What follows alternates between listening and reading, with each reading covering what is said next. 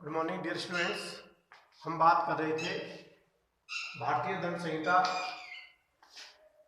IPC 1860 की। इसमें हम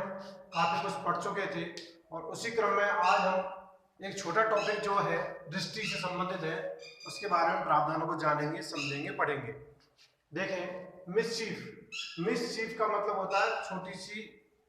कमी या गलती हो जाना या किसी को नुकसान कारित कर देना,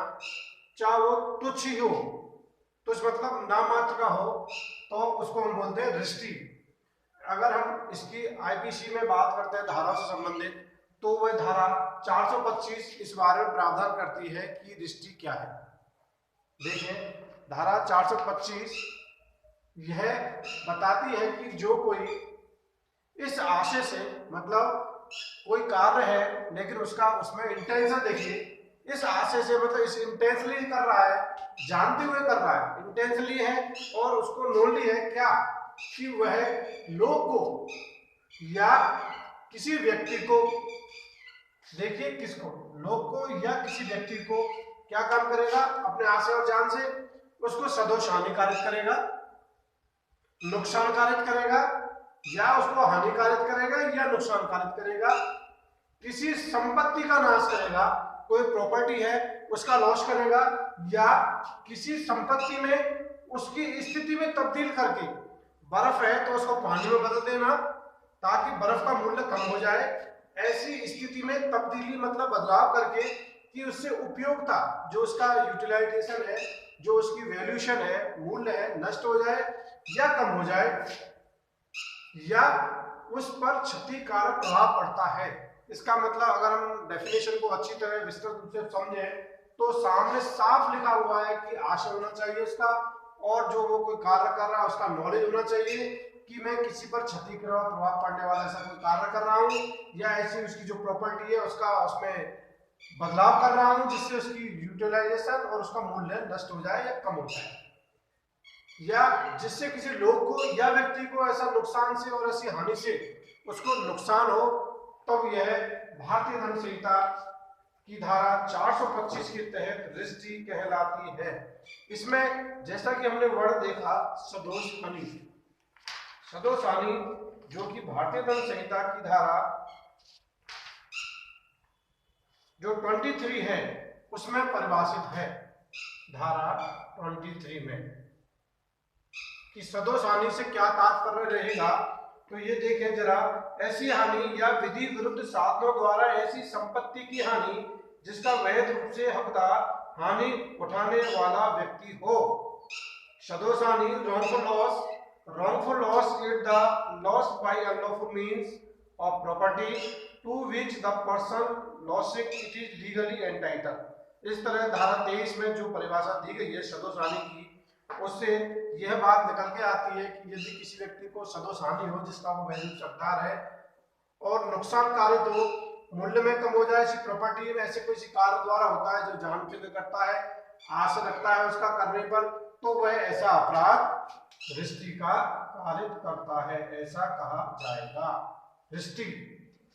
यदि हम दृष्टि का जो कोई ऐसा व्यक्ति कार्य कर रहा है, उसके आगे एग्जाम में हम पढ़ेंगे तो उसका जो पनिशमेंट डिफाइन किया गया है भारतीय दंड संहिता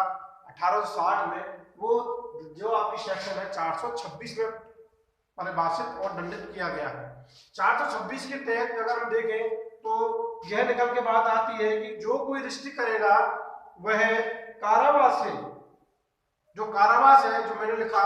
दोनों में से किसी भांति का कारावास, दोनों अर्थात सादा या कठिन। जब हम कारावास की बात करते हैं तो आईपीसी की धारा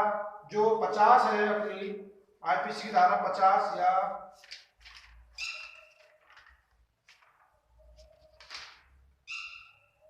आईपीसी की धारा 53 जो पनिशमेंट के बारे में बात करती है, जिसमें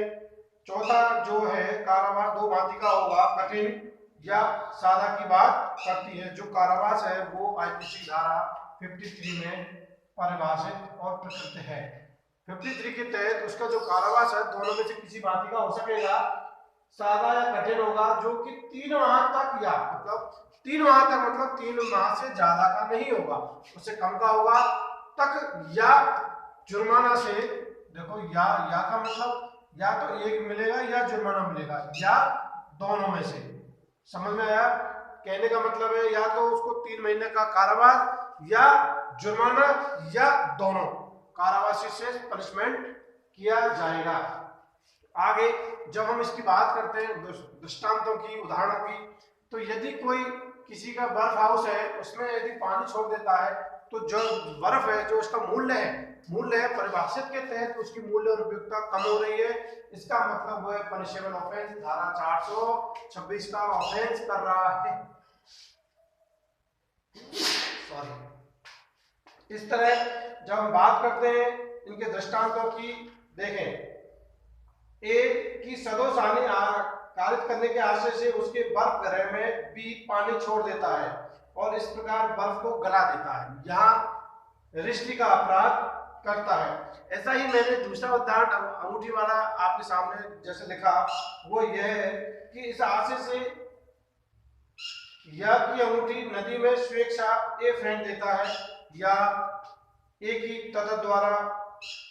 सदोष हानि कारित करता है, तो इसका मतलब जो अंगूठी है उसको इंटेंसली नदी में फेंका गया है, क्योंकि उसको जो उसकी अंगूठी है उसको उसमें नुकसान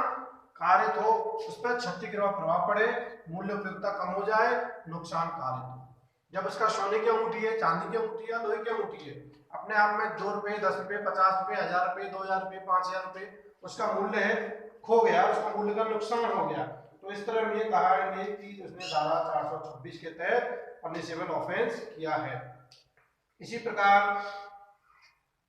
या के साथ एक घोड़े में संयुक्त संपत्ति रखते हुए या को सदोष हानि कारित करने के आशय से ए उस घोड़े को गोली मार देता है, ए ने रिश्ती कारित की है। इसी प्रकार आगे का उदाहरण, ए इस आशय से और यह संभावित जानते हुए कि वह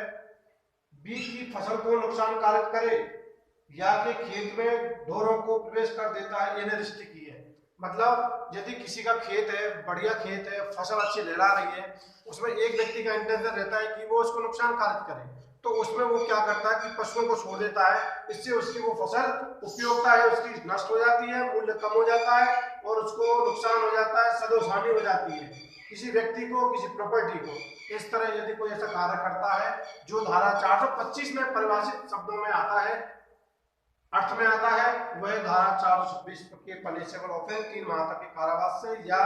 किसी भांति के कारावास से या जुर्माने से दंडित किया जाएगा। यदि हम 427 जैसे कि हमने लिखा, धारा 427 के बारे में जब हम पढ़ते हैं, 50 रुपए का या उससे अधिक मूल्य का नुकसान हो जाता है। इसमें रुपए की बात कही गई है, जैसा कि धारा का टाइटल बोलता है कि रिश्ती जिससे 50 रुपए का नुकसान होता है। धारा 427, जो कोई रिश्ती करेगा और 50 रुपए या उससे अधिक रिश्ती की हानि करेगा, नुकसान करेगा, वह दोनों में से किसी भांति कारावास से जिसकी अवधि 2 वर्ष तक की हो सकेगी या जुर्माने से या दोनों से दंडित किया जाएगा। इस तरह आज हमने